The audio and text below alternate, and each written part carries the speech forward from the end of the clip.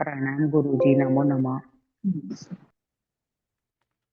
नमो अरिहन्ताणं नमो सिद्धाणं नमो आयर्याणं नमो उवज्झायाणं नमो लोये सव्यसाहुणं ईसु पञ्चनमुक्तारो सव्वभावप्रणाशनो मङ्गलाणं च सव्येसिं प्रथमं हवै मङ्गलं मङ्गलं भगवान् वीरो मङ्गलं गौतमप्रभु मङ्गलं स्थूलिभद्राद्या जैन धर्मोस्तु मंगलम अंगूठे अमृतवसे लब्धितणा भंडार श्री गुरु गौतम समरिये वांछित फलदाता। पूज्यपाद देवेंद्र सूरी महाराजा विरचित भाष्यतरम ग्रंथ।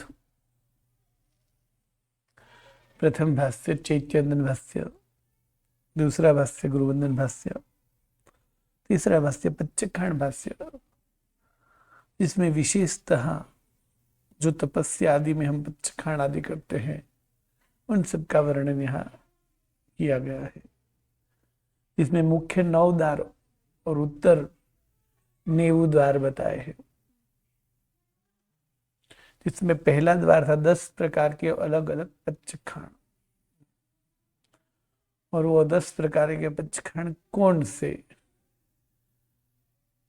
तो 1 अनागत पचखंड, 2 अतिक्रांत पचखंड, 3 कोटि सहित समकोटि और विषम कोटि, 4 नियंत्रित, 5 अनागार, 6 आगार, 7 निरेवशेष, 8 परिमाणकृत जो दत्ती से, कवल से, गृह से, द्रव्य से होता है, 9 सकेत ससंकेत पचखंड जो मुट्ठी संयम, अंगूठी संयम, घंटी संयम, घर संयम, स्वेद संयम, उच्छ्वास संयम, तिबुक संयम और दीपक संयम में से 8 प्रकार से वर्णन किया गया है।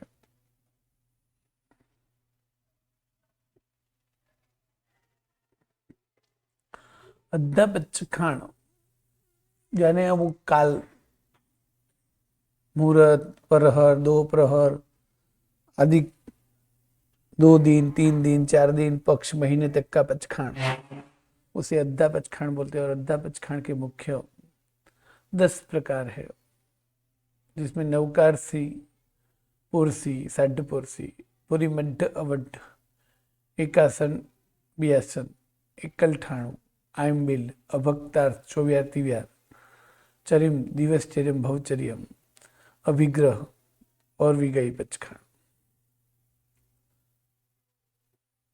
नवकार से सूर्योदय से लेकर 48 मिनट तक का पचखांड, और 48 मिनट के बाद जब पारना है तो नवकार के सहित पारना है, इसलिए नवकार से हम पचखांड कहते हैं। दूसरा पोरसी पचखांड यानी 1 प्रहर तक का पचखांड, यानी सूर्योदय से सूर्यास्त तक दिन कहते हैं, उनके 4 भाग करके चौथा भाग 1 भाग लेना, यानी एक दिन का 1/4 भाग तक का पचखांड, इसे पोरसी कहते हैं। और सूर्योदय समय पे जो पुरुष अर्थात जीव की जो छाया होती है वो छाया लंबी होती है। जब वो छाया जिस जीव की जितनी हाइट है उतनी हो जाए तब पोरसी का पचखांड आ जाता है। पूरी मध्य पोरसी के साथ साढ़ पोरसी मतलब 1.5 प्रहर, यानी 1 प्रहर पूरा और दूसरा प्रहर आधा। पूरी अर्ध पहला आधा दिन यानी 2 प्रहर तक का पचखांड। अवड्ढ 3 प्रहर तक का पचखांड।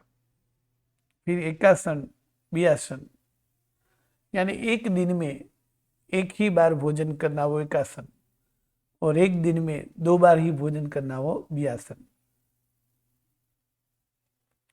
एकासन के बाद उठते समय तिविहारा चौविहारा अवश्य करना चाहिए। उसी तरह बियासन में भी दूसरा बियासन होने के बाद में तिविहारा चौविहारा कुछ कर लेना चाहिए। एकल थान या एक स्थान, एकल ठाणा का पचखांड। तो एकल ठाणा मतलब ऐसा एकासना के जिसमें एक टाइम ही खाना होता है, किंतु खाने के समय विशिष्ट उपयोग रखना होता है,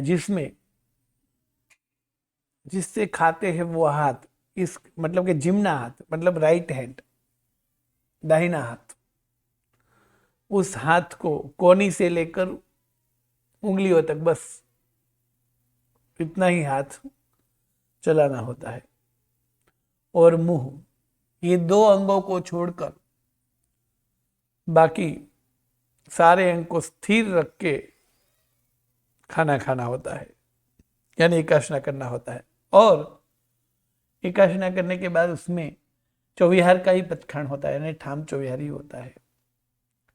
छठे नंबर में आयम्बिल प्रसिद्ध है। आयम्बिल का पचखान मतलब एक दिन, 2 दिन, 3 दिन, यानी जितने दिन के लिए भी आयम्बिल करते हैं, समझो कि एक दिन में, यानी दिन में एक बार ही खाना, और वो भी मेवा, मिष्टान, फ्रूट, फरसान, नीवी, विगई, लीलोत्री आदि सभी का त्याग। आम्बिल में दिन में एक बार ही खाना होता है, वो भी रस कस बिना का, नीरस आहार लेना होता है। इसलिए आम्बिल में 6 विगई, विगई के सभी निव्याते, सभी हरी वनस्पति, सूखा मेवा, सभी प्रकार के फ्रूट, सभी प्रकार के मिष्टान आदि सभी का त्याग होता है। और ऐसा खाना खाना, यानी सभी अनाज जो है वो अनाज को बाफ के सिर्फ खा सकते हैं। तो स्वादिष्ट आहार का जिसमें त्याग है और एक बार ही खाना होता है, वो आम्बिल है। जो आम्बिल करते हैं वो प्रसिद्ध है कि आम्बिल में क्या खाना है। अभक्तार्थ यानी उपवास, भक्त यानी भोजन, जिसमें भोजन का कोई प्रयोजन नहीं है, यानी भोजन नहीं करना है। भक्त अर्थात भोजन, जिसमें भोजन का त्याग होता है उसे अभक्तार कहते हैं। मतलब जिसमें भोजन नहीं करना होता है, वो आज के सूर्योदय से आने वाले कल सूर्योदय तक के आहार का बिल्कुल त्याग करना, उसे अभक्तार्थ उपवास कहते हैं। जो कि उपवास 2 प्रकार के, चौविहार और तिविहार। चौविहार उपवास यानी चारों प्रकार के आहार का त्याग, अर्थात पानी का भी त्याग, पानी का भी जिसमें त्याग रहता है। चारों आहार का संपूर्ण त्याग वाला उपवास यानी चौविहार उपवास। और तिविहार यानी पानी की छूट, बाकी के 3 प्रकार के आहार का त्याग, उसे तिविहार उपवास कहते हैं। यानी उपवास अभक्तार्थ वो 2 प्रकार के, चौविहार और तिविहार। तिविहार उपवास में सिर्फ गर्म पानी की छूट होती है, वो भी सूर्यास्त के बाद, तो उसका भी त्याग करना ही होता है। और जब एक उपवास का पचखान लेते तब अबत्तठम चौथ भत्तम, पचखान जब बोलेंगे तब चौथ भत्तम बोला जाता है। यानी जब उपवास का पचखान होता है तो उत्कृष्ट विधि उपवास करने की क्या है, तो आगे और पीछे एकाशना करना होता है। यानी उपवास में आगे और पीछे एकाशना करेंगे तो पहले दिन एकाशना है, दूसरे दिन उपवास करना है तो विषम कोटि का होगा। और उसी तरह उपवास के बाद एकाशना आएगा तो वो भी विषम कोटि का पचखान होगा। 2 उपवास हो गए समझो के, तो 2 उपवास में भी आगे और पीछे एकाशना होता है और बीच में 2 उपवास होते हैं। 3 उपवास होते हैं तो 3 उपवास में भी 3 उपवास के आगे पीछे एकाशना करने की विधि है। उत्कृष्ट विधि उपवास की यह है। और इसीलिए पचखान में जो है वो उत्तर पारणे में और पारणे में भी एकाशना करना होता है। और इसलिए उपवास का पचखान जब बोलते हैं तब एक उपवास है तो चौथ भत्तम बोलते हैं, 2 उपवास है तो छठम भत्तम बोलते हैं, 3 उपवास है तो अठम भत्तम बोलते हैं, 4 उपवास है तो दसम भत्तम बोलते हैं, 5 उपवास है तो द्वादश भत्तम बोलते हैं, 6 उपवास है। हाँ, इस तरह जितने भी उपवास है उनके डबल और उसमें 2 प्लस करके भत्त बोलते हैं। भत्त मतलब भोजन। वैसे सामान्य से भी भोजन 2 टाइम का है, दोपहर का और शाम का। सुबह का तो सिर्फ चाय या पानी पीते हैं तो वो भोजन नहीं गिनाता है, जो कि हम जैन लोग तीनों टाइम नवकार्सी के टाइम भी भरपूर खाते हैं, अलग अलग प्रकार के नाश्ते आदि करते हैं, किंतु फिर भी कई सारे कुटुंब में या मेरे वजह सिर्फ चाय या तो नाश्ते में एक आध पौवा या तो उपमा, और जिनमें देखेंगे तो सिर्फ चाय या दूध पी के ही वो काम में चले जाते हैं।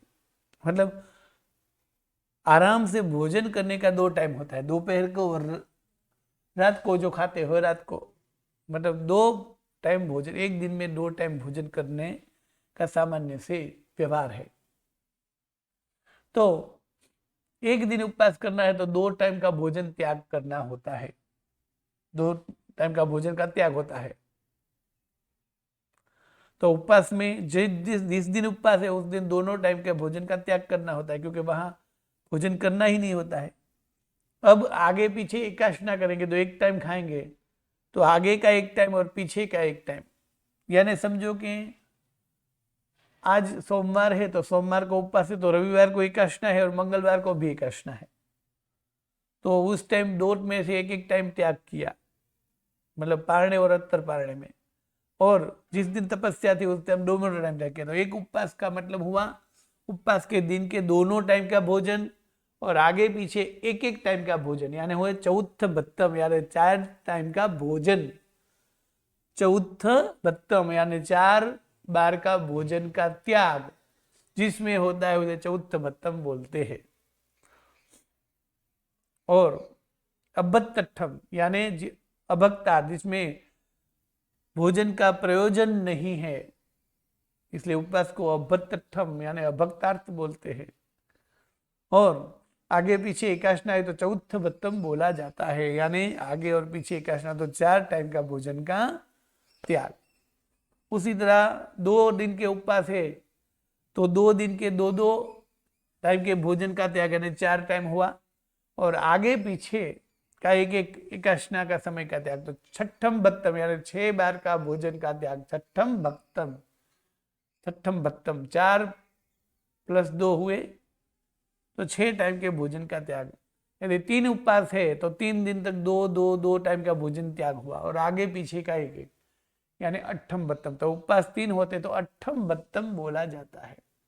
तो जितने भी उपवास होते हैं उनका डबल करना होता है, क्योंकि एक दिन में 2 बार का भोजन गिना गया है। तो 5 उपवास है तो 5 2 10 हुए, और आगे और पीछे 1 टाइम का एकादशना करके तो वो हो गए द्वादश भत्तम। इस तरह आगे पीछे एकादशना करना चाहिए। तो एक उपवास में कुल 4 बार का भोजन का त्याग होता है, इसीलिए चौथ भत्तम बोलते हैं। चरिम पचखाण, चरिम यानी जब पूर्ण है तब पचखाण, यानी सामान्य से दिन में ही विविध प्रकार का खाना, विविध प्रकार का पीना, यानी मेवा, मीठा, फरसाण, फ्रूट आदि खाते हैं, शरबत आदि सब पीछे, मुखवास आदि सब खाते हैं, तो रात को कुछ खाना नहीं होता है। तो चरिम यानी दिन के अंत में जो पचखाण लेना होता है उसे चरिम पचखाण बोलते हैं। चरिम प्रत्याख्यान, यह पचखाण 2 प्रकार का है, दिन के अंत में लेने जाने वाला जिसको दिवस चरिम पचखाण बोलते हैं, और दिवस चरिम पचखाण के 3 मुख्य प्रकार हैं। जब दिन पूर्ण होता है तब या तो हम चौविहार लेते हैं, यानी 4 आहार का त्याग करते हैं, तो चौविहार का पचखाण होता है, या तो हम तिविहार लेते हैं, यानी 3 आहार का त्याग पानी के सिवा, और दवाई लेनी है तो दुविहार लेते हैं,